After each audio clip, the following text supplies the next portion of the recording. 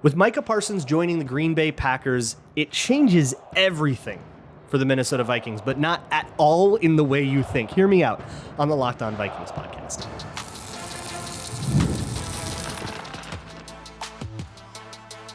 You are Locked On Vikings, your daily Minnesota Vikings podcast, part of the Locked On Podcast Network, your team every day.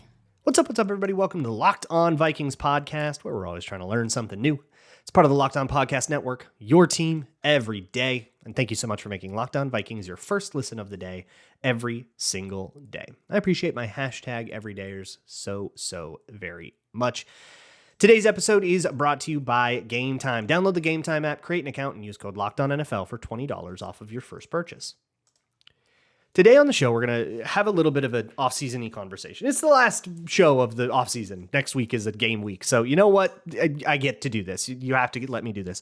But it's a pretty important thing, and it is extremely related to the Micah Parsons contract that the Packers gave them. So I'll give you a little bit of the broad strokes there in case you live under a rock. If you want a lot of detail about the Packers, go to listen to Locked On Packers. I'm not here to talk about like how Micah Parsons changes the Packers defense. We'll discuss that at length in week 11 when we're going to play them.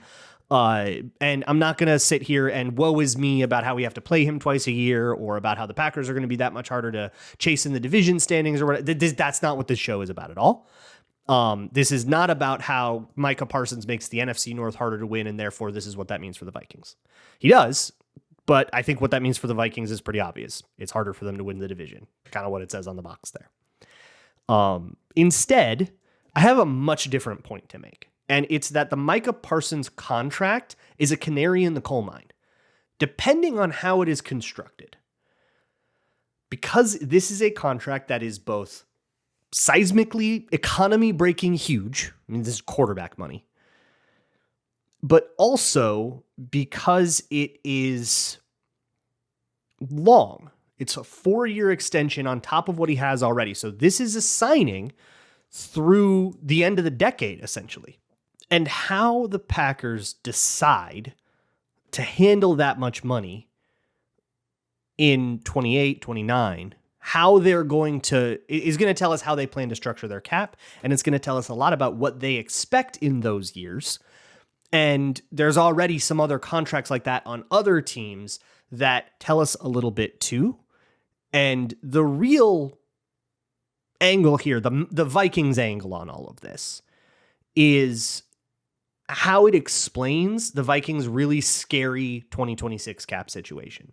So we're going to close our eyes to this year for now and look a little bit at next year's cap situation, which is right now they're projected to be $53 million over the cap. That's a projection, right? A lot of that money is movable, and we'll talk a lot about how that's going to work without jeopardizing the future of the Vikings and the plan I think the Vikings have about that. Because they didn't do this by accident. They're not going to, nobody needs to tell them that they're over the cap for 2026. They're not going to be caught off guard by that. They know exactly what they're doing. And they know exactly the situation they're getting themselves into. And the plan that all of these teams have to get out of it is something we kind of have to guess because nobody's going to sit down and tell us. But let me back up because I think I've gotten out ahead of myself a little bit. So Micah Parsons traded to the Packers for 2 first-rounders and Kenny Clark.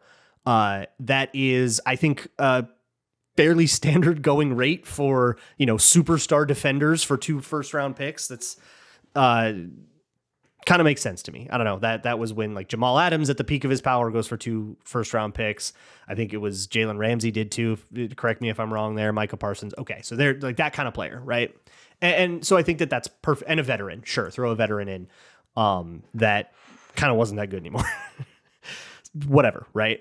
And then the Packers turn around and give Parsons a 4-year, $188 million contract with $136 million of it guaranteed. For those doing the math at home, that's $47 million a year on average.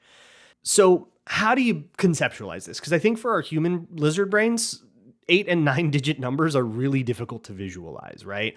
When you hear 188 million or you hear 36 million, unless you have a frame of reference, it's really difficult to like visualize the difference between those numbers. It's a lot. You just hear, wow, that's a lot, right? So a way to sort of contextualize all of this is to take that 47 million a year, your average per year, and divide it by the salary cap in the year that you were signed. So basically, what would your percentage of cap be if that contract was evenly divided across all of its years, right? And that's a great way to compare over contracts through history. So how do you think that they arrived at that $188 million number? And by the way, if you're about to yell at me that all the money is fake, I'm about to get into a lot of that. But for whatever it's worth, Micah Parsons' agent said that it was, quote, fluffless, or hashtag fluffless, said go investigate and let me know what you find, when Andrew Brandt said on Twitter that that there would be funny money on it. And he essentially said no, David Mulligetta. But also, I mean, look, 136 million of it is guaranteed. So yeah, how fluffy can it be? So this is money that I think Micah Parsons is, I mean, at least with the guaranteed, pretty likely to see. However, that doesn't mean that it's not an incredibly malleable contract. But if you take that 47 million average per year and you divide it by this year's cap, you get, I'm going to round here, 17% of the cap. So 17% of the Packers' entire salary cap goes to Micah Parsons on average over the life of the contract. That's actually probably not true because cap goes up and stuff, but you get it, right? That's our little reference number. And if you look at other edge rushes signed throughout history, that is the highest ever. After adjusting for cap, still for like cap inflation, still the highest ever. The only other one at 17% is Michael Strahan, who signed one for almost $10 million a year in 1999, which was a 3-year deal. And it was at the time also kind of economy breaking. $10 million in 1999 for one player was as unthinkable as $47 million for a non-quarterback is right now. A couple of other contracts have been signed this year. TJ Watt, Myles Garrett, that are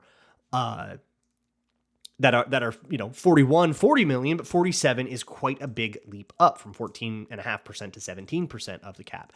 So this is what I think David Mulligetta said and was probably saying to the Cowboys the whole time was, we want the best deal ever.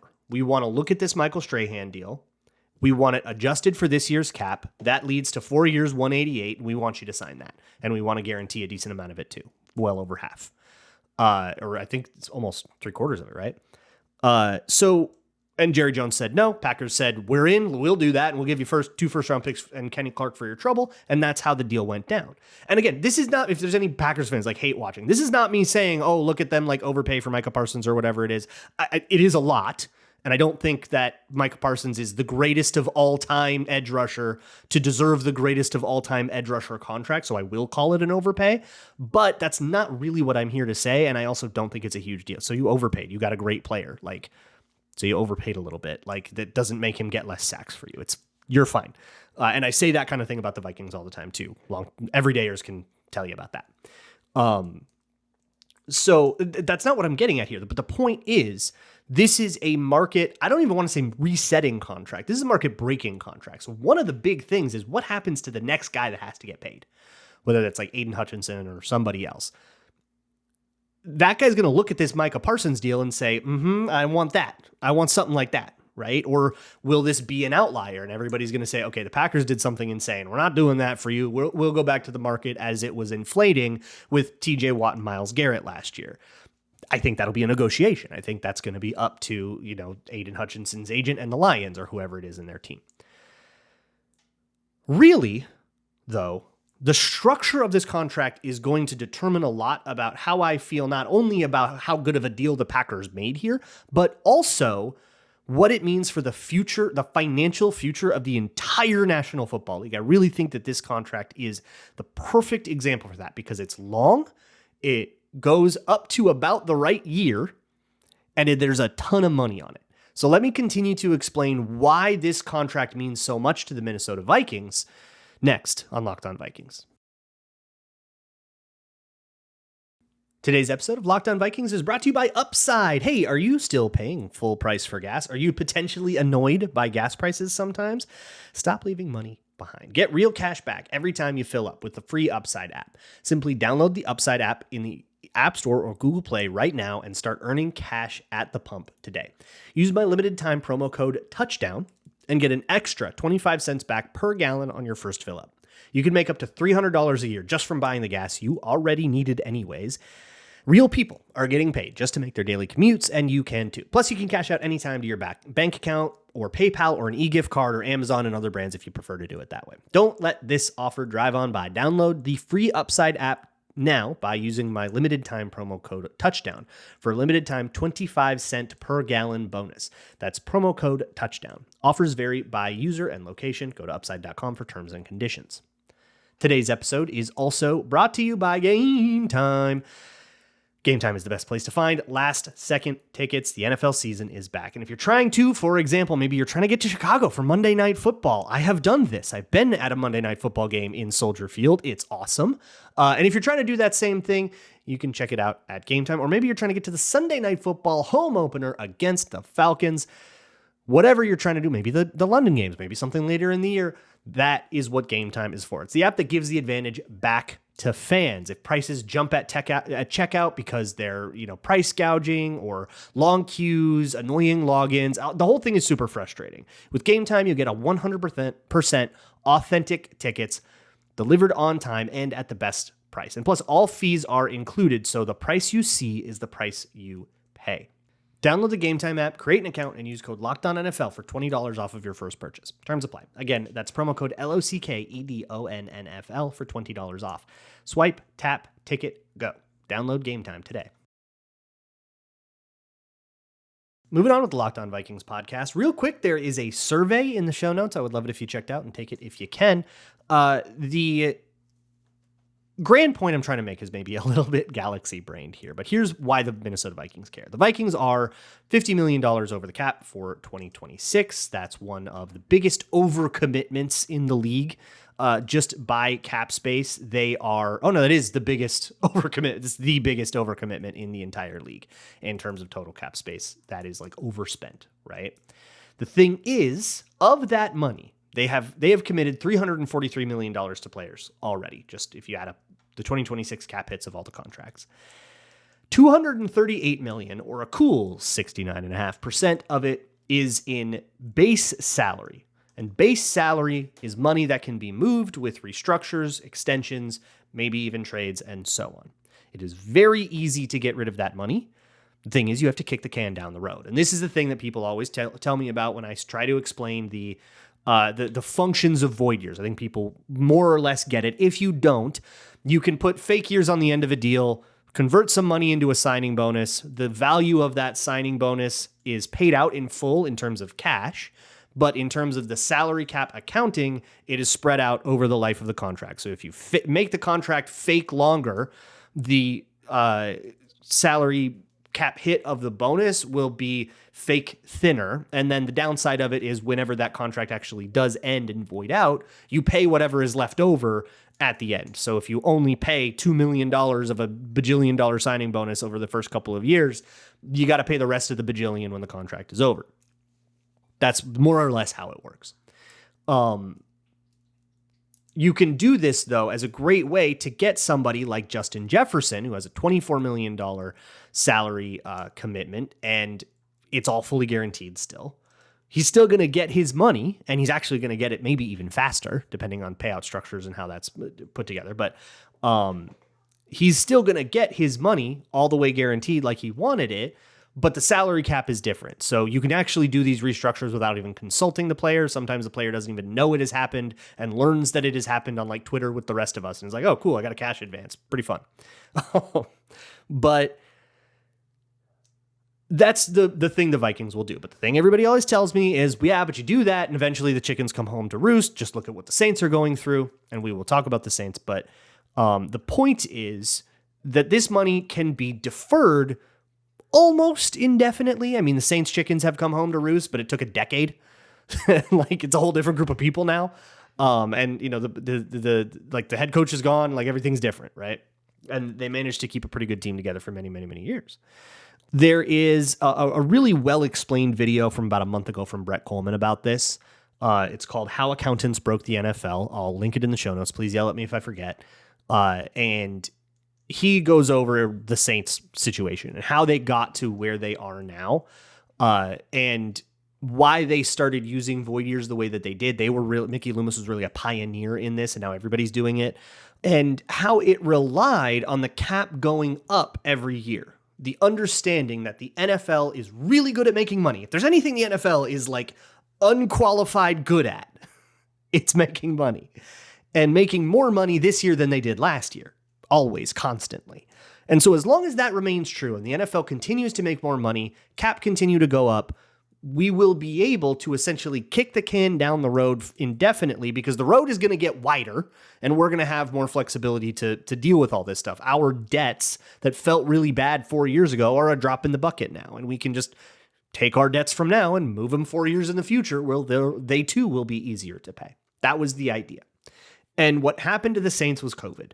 COVID took the cap down in 2021 for the first time. You remember the Vikings had to do a bunch of one-year deal salad to just try to get a team together because they had so many other problems with the cap squeezing suddenly. And the way the Saints had to handle that, plus I think the incredibly franchise-altering error of signing Derek Carr, I've made my thoughts on that very clear on Locked On NFL, but signing a $40 million quarterback while in that cap crunch who wasn't even good, yeah, that'll do it. But that meant that the Saints had to go into a total overdrive on this and do more than what was responsible. And then they kind of got into a spiral that they couldn't pull up from without their roster decaying really bad over a half a decade. But if the cap hadn't gone down that 1 year, they likely would still be at it and they likely would be doing fine. But it caused this chain reaction that destroyed them. And it's because they were pretty overcommitted. And really, really, really risked the cap never going down. I think if you wanted to take that same risk again, you're essentially saying, well, let's hope there's no more global pandemics or similar economy-destroying global events. And if you're right about that, you would probably be fine. And case in point would be the Philadelphia Eagles, who have done this very much the same way as well. The thing about this, the Eagles and the Vikings too, to some degree, and what I'm really curious about with this big giant Micah Parsons contract is how they handle their money in 28 and 29. This is something Brett has brought up a lot and does in his video as well. The NFL is negotiating a new CBA in 2030. A lot of the NFL's projected revenue is based off of TV ratings, and TV ratings have changed. There has been a change within the Nielsen ratings that essentially does a better job of counting more viewers. And so viewership of the ratings of the NFL have gone way up. That might have just been a more accurate figure, and it might have been this way the whole time. But for the money purposes, the number go up, the line go up. Therefore, the revenue go up. Therefore, the cap go up. So whenever the new CBA happens is when a lot of these revenue changes actualize into salary cap. So essentially what these teams are betting on is that in 2030, the cap will go up so explosively that any dead money, dead cap hits, debts, whatever that you have right now will look paltry in comparison. In 2020, a $5 million dead cap hit was a way different thing than it even is now, because the same thing happened in 2020. A TV deal was different. There was an expectation. And I do think the 2030s will be about the NFL embracing sportsbooks and betting in a different way. And I think that will change the revenue. And I think we're going to have the same conversation in 2039 as we are in 2029. But whether I'm right about that or not, the NFL believes that it will be making a lot more money in 2030, which means they're essentially racking up unpayable debts all the way up through 2030 and assuming they're going to get a huge cash infusion and they're just going to be able to pay it all off and it's going to be fine. And it's not just the Vikings that are starting to do this. And the Vikings aren't being quite as aggressive about it as the Eagles already have been, but J.J. McCarthy, who was drafted in 2024, will be eligible for extension in 2028 and will be maybe more likely to actually be extended in 2029 or maybe 2030 itself. So the Vikings will be committing huge amounts of money right as this thing is about to pop off. And they're going to have a lot of their other contracts, like Darisaw and Jefferson in particular, which are the two by far largest ones that they have signed, will have huge cap hits by then, or will just be straight up voiding out. Will just be done because they got void years on all those contracts. So that's going to be a really interesting moment for the Vikings financially. And it starts in this 2026 thing with this $53 million debt that they're going to have to find a way to spread down into future years. And the Packers are in a similar spot. So what are the Packers going to do? How is it going to be structured? And what should we look for whenever we do get the details of this contract, which you might already have as we are listening to this? That'll be next on Locked On Vikings. Today's Locked On Vikings podcast is brought to you by PrizePicks, the daily fantasy platform that lets you turn your football predictions into real rewards. Preseason is already over, which means the real stuff is right around the corner, and college football is well underway too. So whether you've got your eye on big name quarterbacks or other classic fantasy studs, or you want to do something more off the wall like sacks or interceptions or something like that, this weekend, PrizePicks is offering major max discounts on their weekly flyer. It's Avery Johnson for half of a passing yard. If you think Avery Johnson will get half of a passing yard against Iowa State, or Dak Prescott to get half of a passing yard against Philadelphia in the season opener. It's not Washington, it's Dallas. That's my bad. Or you can do Justin Jefferson. I don't know if Jalen Johnson is going to play. That's a tough one. You can do J.J. McCarthy, Aaron Jones, any number of Vikings players as well. It's simple to play. Just pick more or less on 2 to 6 player stat projections. If you get your picks right, you could cash in and win up to 2,000 times your money. And you can even flex play it. You could still double your money. It's a little bit lower risk, lower reward. And if one of your picks misses, you can still totally double up. Download the PrizePicks app today and use code LOCKEDONNFL to get $50 in lineups after you play your first $5 lineup. That's code LOCKEDONNFL to get $50 in lineups after you play your first $5 lineup. PrizePicks, run your game. Okay, so when you look at these colossal contracts, and I'm talking about like the Justin Jefferson and Darisaw contracts are huge too, but stuff like this Micah Parsons contract and whatever the Vikings have next, that when they're going to, maybe it's for Addison or something like that, or maybe another free agent that we don't know about yet, right? But when they do these huge contracts, usually what you want to see, what you're looking for is the out. At what point, if things go totally belly up, can the Packers get out of this without doing something untenable to their finances immediately, right? And oftentimes that comes after the third year. You usually have a kind of an out. The way the Vikings do their contracts, the first 2 years are not tenable to get away from. You just kind of got to eat it if the guy sucks or if something goes wrong or he's hurt all the time or something, or he like hates you. You just kind of got to deal with it for 2 years. And they basically take the risk that if this thing is going to go wrong, it's not going to go wrong immediately, right? They've at least got that much trust in their ability to like evaluate if Justin Jefferson is good. And then the third year is usually an out, but a painful one that they're highly incentivized not to do. There's still guarantees, or there's going to be a lot of dead cap, or you don't save that much money. Maybe it's tradable, but not cuttable. Like an awkward one. And then by years 4 or 5, if they are on the contract, then you get to the point where there's no guarantees and the player might be asking for some kind of extension or, further guaranteed restructure or something like that. And it's a huge cap hit and you're going to probably see it get restructured out to save cap space. That's usually how the Vikings do things. If the Packers are doing things the same way with the Micah Parsons contract, what I want to look at is what is the year where they're going to have to do something about this, because there will be a year. If you look at the Packers cap situation, which is basically dominated by 2 contracts now. This one, which is not loaded into over the cap yet. They won't until they have the details. And the Jordan Love one. The Jordan Love contract has a cap hit of, that's like ascending kind of normally. He signs it in 2024. It's 20 mil. This year it's 29. Next year it's 36. The year after it's 44. It goes up kind of gradually. And then in 2028, there is a $75 million hit. And there is $0 of guaranteed salary. That's the one that's screaming at you, they're going to do something here. And to me, that's a functional option year. It's not an actual option. It's not like a team option or a player option, but really it kind of is. Because the Packers could get rid of Jordan Love in that year. Nothing else changed about the contract, which is unlikely, but let's just say. If nothing else changed about the contract and the Packers were dissatisfied, they could cut him in 2028 and save 59 of that $75 million.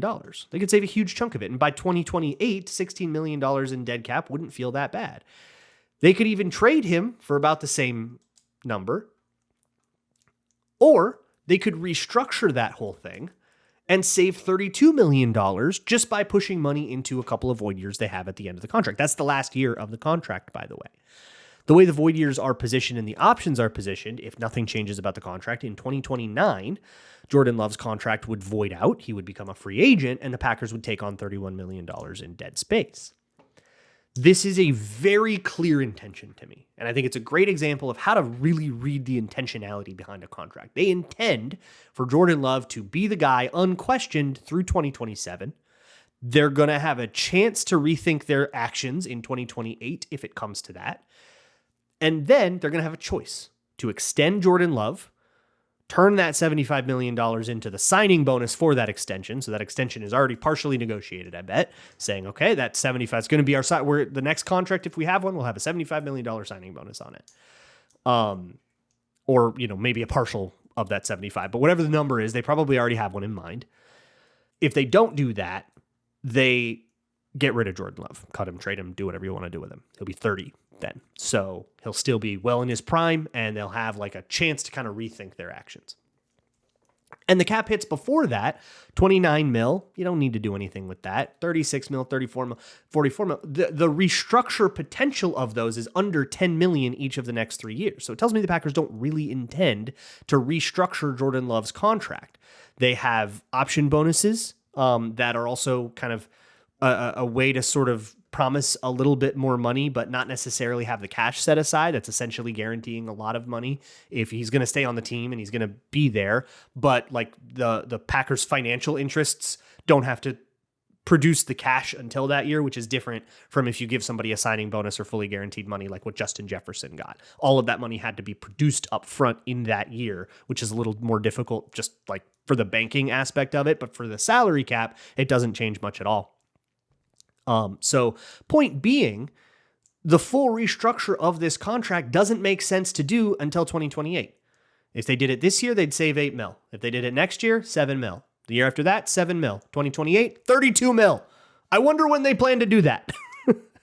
So the reason I want you to take that contract and what I'm looking for is if Micah Parsons has a similar structure with a massive unguaranteed cap hit in specifically 2028, it tells me that the Packers see things the way the Eagles do. And if both of those teams see things the way that the same way as each other, I would venture a guess that most of the league is with them, and all of their expensive players are going to have huge, huge, huge cap hits in 2028 and 2029, and that includes the Vikings.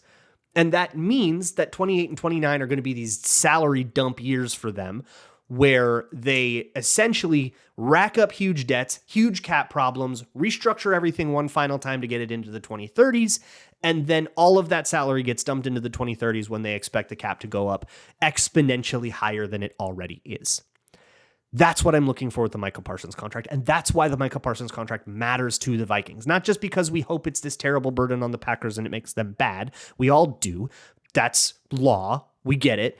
But rather because the way that it is structured is going to tell us how the league is thinking about 2030 and what they expect from the new CBA. And it starts to matter now that we are in the back half of the decade, because we're starting to sign contracts that will be impacted by the new CBA, which means everybody's got to have their idea of how things are going to go when that gets negotiated. And how much the increase in ratings over this decade is going to affect the salary cap for the decade after. I know that this wasn't like the season preview content you may have been looking for, and we'll do a ton of that on Monday and Tuesday. But I really think it's an important discussion to have, because this massive, massive, massive contract is a canary in the coal mine for the rest of the NFL. So all eyes are on how that Green Bay Packers contract is structured, and I think it's going to set the example for how other teams do their structure. I hope that all made sense to you. If not, shoot me questions about it. There's a Google Doc in the show notes. I do questions every week on this podcast. It's in the YouTube description or in the show notes. Every Tuesday, I answer those questions. So if you have other questions about it, shoot them to me in that, and we'll do a whole thing about it. I'm also either Monday or as part of the Tuesday mailbag, I might change hot takes into bold predictions and do it then. So start thinking about your bold predictions for the entire year. I want bold predictions for the whole season on Monday or Tuesday. And we will get to those when we get to those. I will see you next week. I'll do an emergency podcast over the weekend if any big trades or anything major like that happens. But otherwise, I will see you on Monday. And as always, Skol.